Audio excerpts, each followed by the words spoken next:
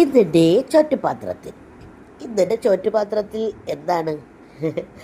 ഇന്നിൻ്റെ ചോറ്റുപാത്രത്തിലല്ല, ഇന്ന് ഞങ്ങൾക്ക് ഒരു പ്രോഗ്രാമുണ്ട്. പ്രോഗ്രാമിന് ഒരു ഇൻ്റർവ്യൂ, അതിന് പങ്കെടുക്കാനായിട്ട് പോവുകയാണ്.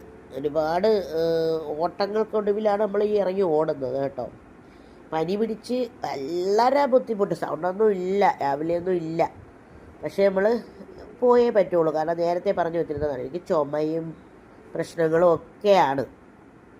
അങ്ങനെ ഞങ്ങൾ ഇറങ്ങി.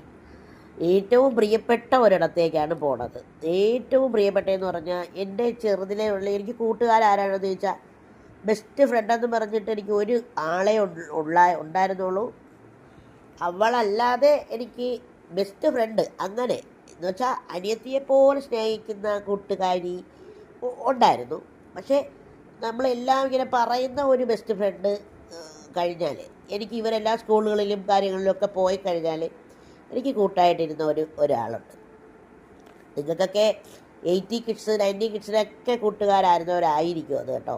നമ്മുടെ ആകാശവാണിയിലെ വയലിൻ വീട് മുതൽ യുവവാണി, രഞ്ജിനി, വാർത്തകൾ, 9/16 നാടകം, അങ്ങനെ എല്ലാം അത്രമേൽ ഇഷ്ടത്തോടെ കേട്ടിരുന്ന ഒരാളാണ് ഞാൻ.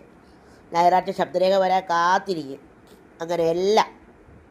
അമ്മയുടെ അച്ഛനാണ് റേഡിയോ വയ്ക്കുന്നത്. അച്ഛാ വെയ്യച്ചാന്ന് പറഞ്ഞ് പിറക്കി കിടക്കും. അങ്ങനെ ആയിരുന്നു ഞാൻ. അവിടെയാണ് പ്രോഗ്രാം അവതരിപ്പിക്കാൻ പോവുകയാണ്. കിളിമാനൂരൊക്കെ കഴിഞ്ഞ് നമ്മൾ പോവുകയാണ്. പോണ വഴിക്ക് 2-3 കസ്റ്റമറിനെ കാണണം. കസ്റ്റമറിന് നൈമിത്ര കൊടുക്കണം. ഒരിടത്തുനിന്ന് നൈമിത്രയുടെ കുറച്ച് സാധനം ഉണ്ട്, അത് എടുക്കണം. ചാലയിൽ സാധനം മേടിക്കണം. അങ്ങനെയൊക്കെ അങ്ങനെ റേഡിയോയിലെത്തി. അവിടെ വീഡിയോ എടുക്കാനോ പറ്റില്ല കേട്ടോ. അവിടെ ക്യാമറയുണ്ട്, കാര്യങ്ങളുണ്ട്, അവിടെ പറ്റത്തില്ല. അപ്പോൾ അതുകൊണ്ട് ഞാൻ അവിടെയൊക്കെ നടന്നു ഒന്ന് കയറി. പ്രോഗ്രാം കഴിഞ്ഞു അവിടെ സൈനൊക്കെ ചെയ്തിട്ട് വരെയാണ് കേട്ടോ. അവിടെ മാത്രം ഒന്ന് എടുത്തിട്ട് നമ്മളങ്ങ് കയറിപ്പോയി. റാമ്പൊക്കെ ഉണ്ട്, വളരെ സൂപ്പർ. നമ്മുടെ സ്വപ്ന ഇടമെന്നൊക്കെ പറയാം. അപ്പോൾ അതൊക്കെ എനിക്ക് ഭയങ്കര ഇഷ്ടപ്പെട്ടു. പക്ഷേ അത് കാണിക്കാൻ പറ്റൂലല്ലോ, അതുകൊണ്ടാണ് ഞാൻ അവിടെ കഴിഞ്ഞ് ഇറങ്ങി. നമ്മൾ ഇനി തിരിച്ചു വരണം, അത്രയേ ഉള്ളൂ. അപ്പോൾ നമുക്ക് അവിടെ കാണിക്കാനൊന്നും പറ്റാത്തത് കൊണ്ടാണ് കേട്ടോ. കയറിയിരുന്നു വരെയാണ്. ഇനി ഫുഡ് കഴിക്കണം.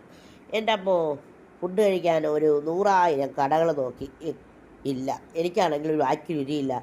നല്ല ഫുഡ് കിട്ടുന്നത് വേണം, മീൻകറിയും ചോറും വേണം എന്ന് പറഞ്ഞിങ്ങനെ നടക്കുകയാണ് കേട്ടോ. അവിടെ ആകാശവാണിയിൽ ഇൻ്റർവ്യൂ ഇടയ്ക്ക് എന്നെ ചോദിച്ചു, എന്താണ് ഇഷ്ടപ്പെട്ട ആഹാരം? ഞാൻ പറഞ്ഞത് മീൻകറിയും ചോറുമാണെന്നാണ്.